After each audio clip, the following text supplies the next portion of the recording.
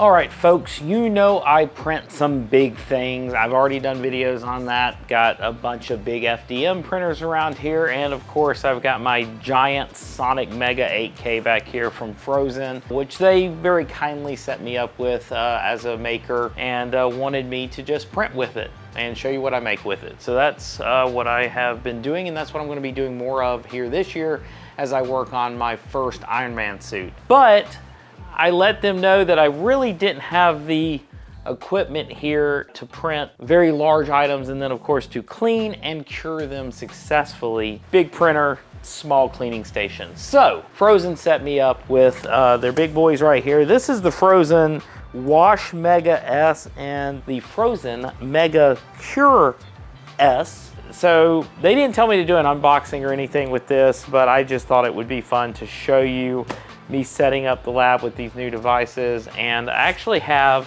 a couple of prints on here I really have to get out and get cleaned and ready to go. So that's what I'm going to do. I'm going to get these set up, then get the prints out of here, wash, cure, get those ready to go. Maybe show you those off a little bit as well. First things first, I'm going to have to get these out of here. I don't really know how much room these take up yet, but I'm pretty positive that they're both not fitting here. So I have made myself some additional space on my shelf here, which I've got to get my drone out of the way of first to be able to actually use. So I think I'm going to just continue this space down here, moving them this way. I am having to wonder if I'm eventually going to have to get rid of the Ender 5 Plus in the corner and move those here, Resin this way. I'm not 100% sure yet. I'm still figuring this out, but without rearranging the whole shop, that's my current plan. Leave the Ender 5 Plus there, Resin this way with one of the units being right here. So I think this is gonna be mostly time lapse as I get it set up. There's nothing probably too crazy involved in pulling these out of the boxes. After all, it's a big vat that cleans for a while, and it's a big lighted box that cures for a while. I'll get all that set up. We'll talk a little bit about the results at the end. Anyway, let's get going.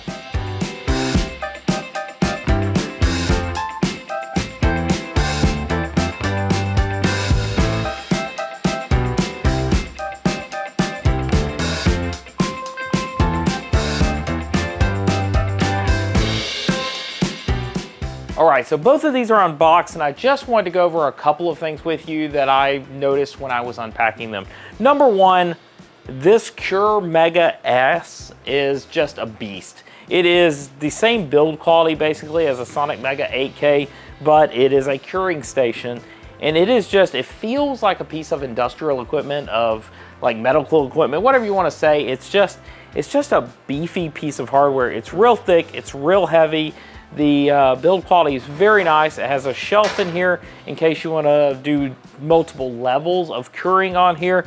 It has the tray that we're used to that spins on the inside. And I really like that it has this normal light in here that you can use. It really makes it stand out, and you can see your curing items in here as they cure. But I'm looking forward to using this. It's a very nice piece of technology. And it's got fans in the back for filtering. It has LEDs all around for curing. It's just a very nice, beefy piece of equipment. I'm very happy with the build quality here. It's very, very nice. So let's talk about the washing station here, the Wash Mega S. Same thing as this. It is just a massive, I'm not even on camera here. It is just a massive piece of equipment. It holds 24 liters of whatever your favorite cleaning solution is. In this case, it is the just isopropyl alcohol, but it is just an amazing amount of cleaning solution that it takes to fill this up. In fact, it's so big, it actually has a draining spout here on the side so that you don't actually have to move this whole thing out of here in order to drain it. I'm guessing it's going to be pretty heavy full. So it does come with this here, and then you can just twist and drain. You're still gonna have to clean it out, but I guess the whole point is you won't have to move it full. But to just put this into perspective, this is like 6 gallons, give or take, of liquid. So right here, I have 4 gallons of brand new isopropyl alcohol I'm about to pour in here. And I've got a couple of gallons left in my old container because I think that last one held about 2 gallons. So this is a huge step up. And so I recommend, if you're thinking that you need something this big, make sure that it's going to work with your workflow. Make sure you understand the investment of cleaning solution you're going to have to do, because obviously we're talking like $100 of IPA here, probably, if not, you know, somewhere around there. So it's going to be quite the investment. Now, this again, heavy duty like this is of course a big plastic container because it's holding chemicals. It does have 2 spinning turbines in the bottom here that it uses to clean your part. It has a high and a low setting and a timer, which you're familiar with other cleaning stations. But obviously, big step up here. The only thing I'm going to say about, you know, going to this level, while this is going to work for pretty much everything, your curing station, you can put anything you want in there. It's got just the rotating thing. I am a little concerned with here because it has your typical cleaning basket here. So if you have anything small, like on this one, I have some pretty small, like little washers that I just did along with some of my bigger items. You're gonna have to invest in a secondary basket, some sort of basket that contains those items. Wash them by hand, whatever you want to do, but you're going to have to take that into account. If you're doing a lot of small things, you may either need a second curing station or at least some way to contain your small items in the larger curing station, which is probably what I'll do, a metal basket or something specific for those. Now, this also comes with a number of these little add-ons in case you need, you know, you want to just put your whole the whole build plate in there in order to clean it. And I think that's a fantastic idea if you have a very large item and you don't want to have to pull the whole thing off and throw it in the basket. But in order to do that, you're actually going to have to fill this up with cleaning solution. I'm a little concerned with how much work it's going to be to get all the gunk out of here when it settles to the bottom, but I guess that's part of the deal with working with resin. So I guess I'm about to go ahead, start filling this vat up with these. I ordered 4 gallons. I thought I was getting gallon containers, but I ended up with each one of these being about a liter each. So I'm gonna have to fill these up into here, or empty these out into here. And that'll give you a good idea of how much 4 gallons will take up. And then from there, we'll pour the other, trying to not pour too much of the old icky stuff in there. So I'm going to try to filter that as I go. This kind of sounds like a big undertaking, but let me get to that.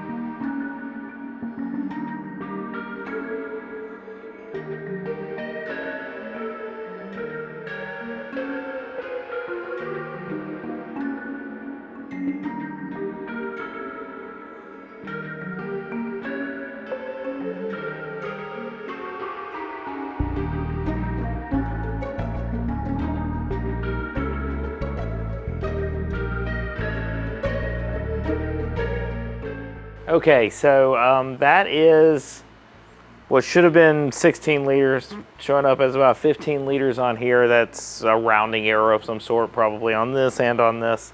But as you can see, I just emptied 16 bottles of IPA, and I ended up with about 2/3 of this full, just as I expected.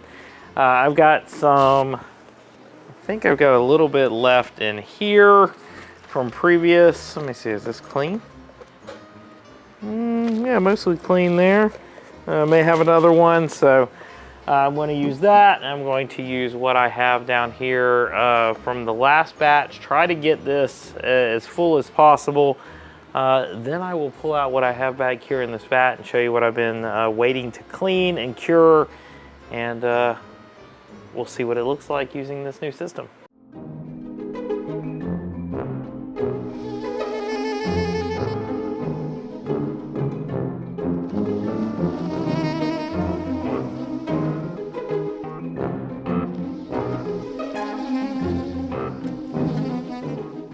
All right, so using every bit of isopropyl alcohol I had in the shop, I got to 23.5 liters of isopropyl alcohol. So that's a lot of IPA, and it is finally full and usable.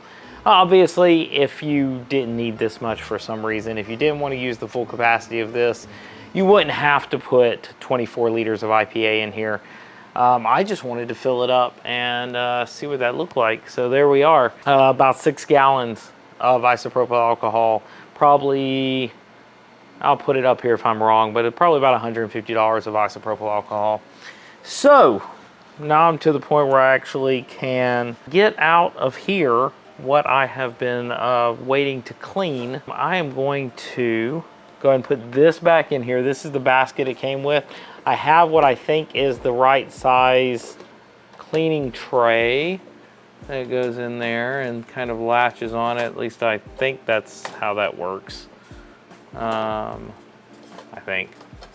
Not 100% sure. The directions, I actually did look up the directions on these, and they're a little slim. They don't really talk much about the accessories. There's some brief comments about them.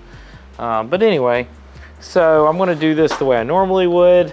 A little bit of eye protection. I don't need as much as when I'm dealing with the IPA, which means I use the splash safe ones.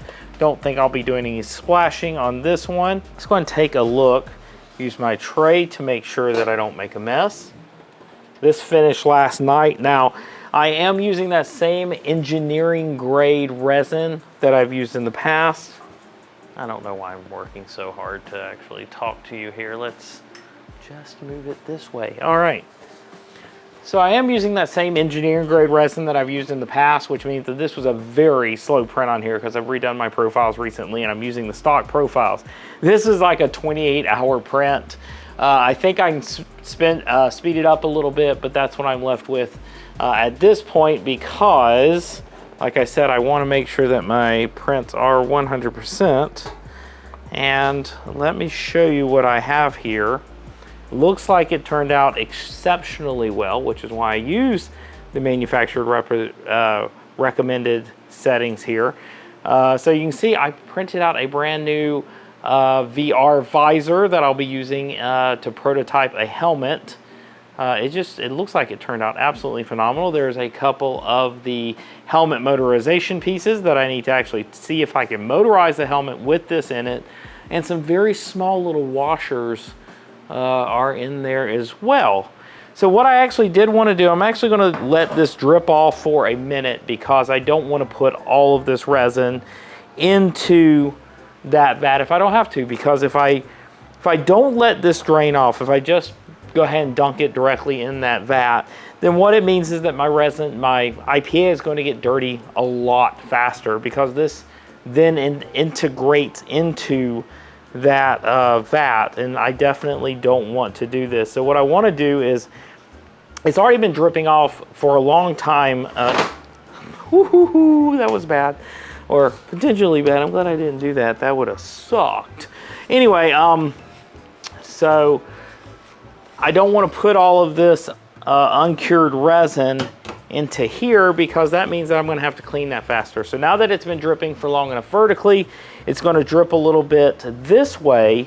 I will probably go ahead and, after it's been dripping for a while, then take some paper towels just to be a little bit more thorough, clean off anything that is still left on the build plate, and then put it in here for cleaning.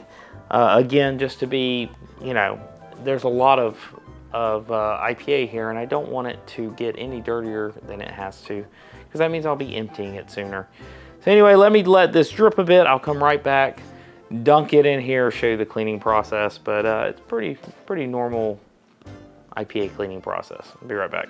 All right, like I said, I have let it drip for a minute, and I have then gone and used a paper towel just a bit on the tray to minimize the amount of resin. So what I want to do now is, I'm not actually 100% sure whether this is even going to go in here like I was hoping it would, because I'm not quite full enough still on my IPA. So let me see what this looks like.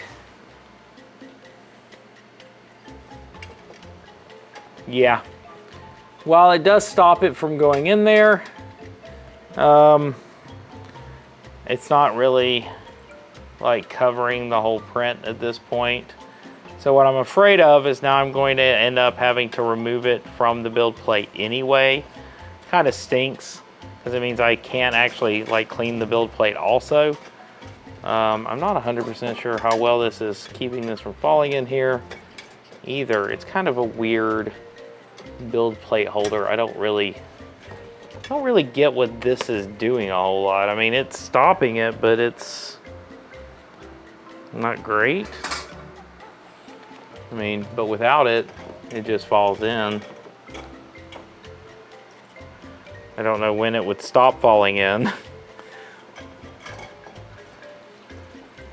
Let me try something real quick. Maybe I can use it on lower levels. If I could use it on lower levels, that would be really cool. Now I have to let it drip for a minute. Go ahead, save myself some time by using a grate on here and that drip off onto there. I wonder if this allows me to put it lower.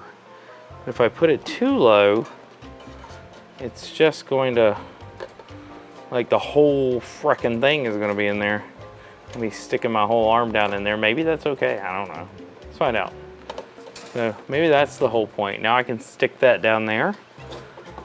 Now it's on a lower level. Let's try that. I am gonna be using these longer gloves to do this because otherwise I'd be sticking my hand in a vat of IPA and that's no bueno. I don't wanna do that at all. Let's see if this works. So stick that down there. Yeah. Now that worked. It stopped it lower. Now the whole freaking vat's in there. I like that. That doesn't bother me at all. In fact, now my now my build plate is going to be clean at the same time, which is bueno. So that's good. I'll take that. So it said for the first cleaning to do high, so I'm gonna do high here. How long this needs to be cleaned, I have no earthly idea. It never, you know, you can do up to 30 minutes. I'm gonna just do 15. It's not a very complex model in terms of like a lot of details. It's not a monster or anything like that that needs a lot of cleaning. So let's do a 15-minute clean. Let me grab my lid. Don't want any splashing. Interesting lid this comes with. It's not actually like a pop-down lid.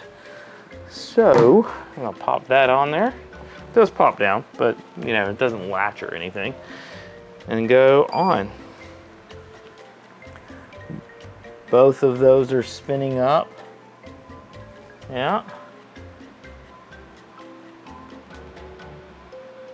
All right, so I guess that's how that works. I mean, it lets you use the lower levels when you don't have a ginormous model that's gonna be taking up a lot of space. I actually really like that, and at least now I understand it a bit better. Okay. That's now cleaning my model, it's cleaning the build plate. That's a good one, particularly when I have some small things on the build plate, and if I were to take them off, I'd have to do something special with them, but if I just leave them on, this works for me. So I'm gonna let this go. It's 15 minutes in here. It'll be time to pull it out, let it dry off a bit, and then move over to the curing station. So let's give this a shot. All right, so it's all done. Let's take a look at what we got here. I will put back on my goggles just to make sure I don't have any splash problems. And then if I pull this whole thing out a bit, oh, about lost it. Yeah, that doesn't hold it great. Oh well, okay. We all good. It did clean the whole tray like I said it would, so that's good. The print looks extremely clean. I'm gonna get out my tray here, let it drip just for a minute, move it off to the tray. All right, so now I'm gonna go ahead and cover that vat back up. You don't wanna leave these uncovered, you will have evaporation, and that's not cool. You spend a lot of money on that. So now I wanna get this off of here. So you always have the option here of curing the print before you remove it from the supports or after. I usually like to do it before. I think it's just a better idea. I wanna see if I can get this off the build plate. This is my engineering grade resin. It should work really well and none of these prints should get damaged, and it is. It's working fantastic. Let me get off the large portion of the print.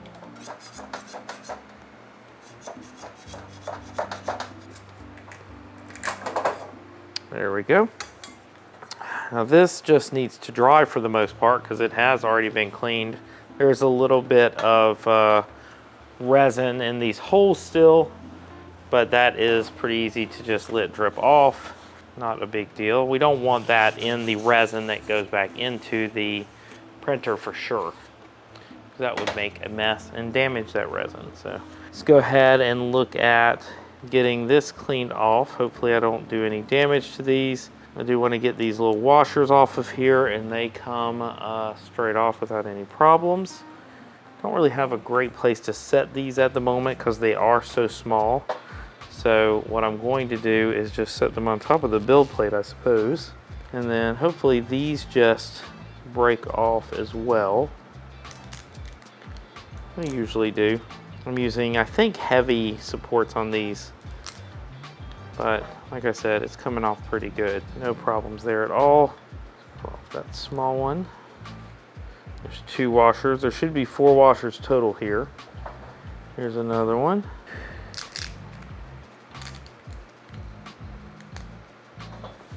They're drying pretty well already. There is a fan mode in there as well, so it will help dry it. Breaking off these supports as I go because I want them out of my way. Everything at this point should be relatively free of any extra resin.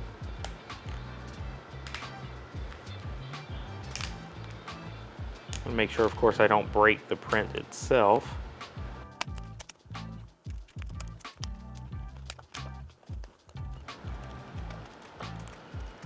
Print is looking really nice as it's already drying.